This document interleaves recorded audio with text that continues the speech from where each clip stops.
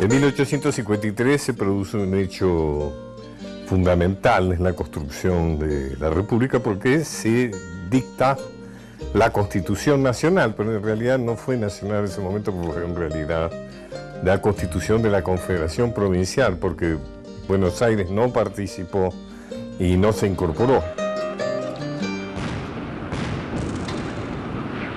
En 1859 se produce un hecho muy dramático, digamos, del conflicto entre las provincias y Buenos Aires,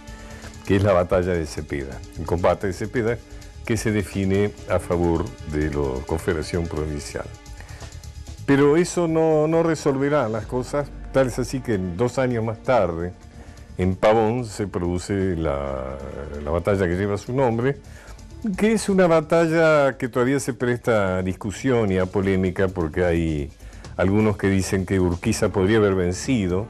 pero que en última instancia le entrega la victoria a Mitre, es decir, a Buenos Aires, a partir de donde, de ese momento, Buenos Aires impone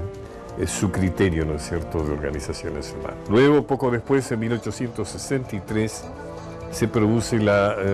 desgraciada Guerra de la Triple Alianza. La Guerra del Paraguay no tuvo ningún beneficio para la Argentina en cuanto a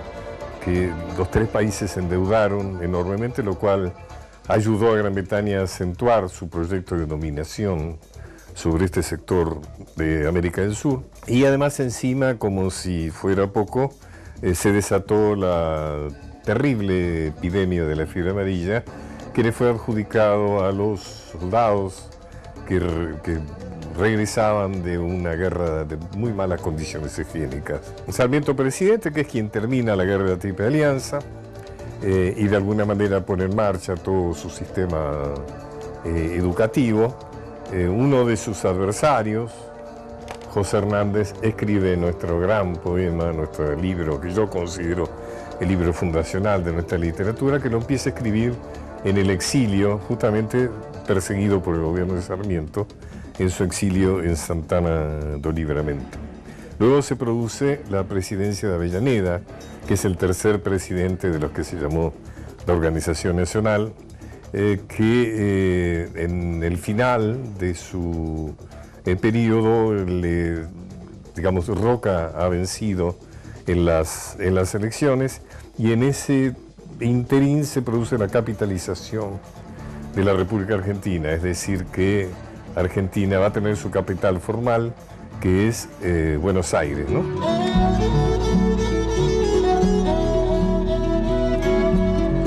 Roca es además de haber hecho cosas muy interesantes, como la Ley 1420 de enseñanza gratuita, laica, obligatoria, y de haber laicizado la sociedad, o sea, la creación de los registros civiles, reemplazando que todo, digamos, que la vida giraba en torno a la Iglesia Católica, comete el nefasta idea de una conquista del desierto que se hace por parte de un ejército muy aguerrido, muy agresivo, contra enemigos muy débiles como eran los pueblos originarios en aquel tiempo, ¿no? Hay 2 formas de encarar los festejos de 1910. De un lado, digamos, de la visión oligárquica, liberal de la historia, es un gran momento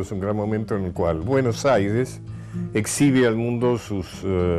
palacios franceses, su teatro lírico, sus grandes avenidas, etc. Pero si lo vemos del lado de la gente vivía muy mal, los trabajadores viven en pésimas condiciones, trabajan sin límite de horario, se les paga con vales, sin protección. O sea, es una Argentina sin leyes sociales. Cuando se festejó acá el bicentenario y había algunos que añoraban el centenario, yo decía, mire, es muy distinto un país con leyes sociales que un país sin leyes sociales.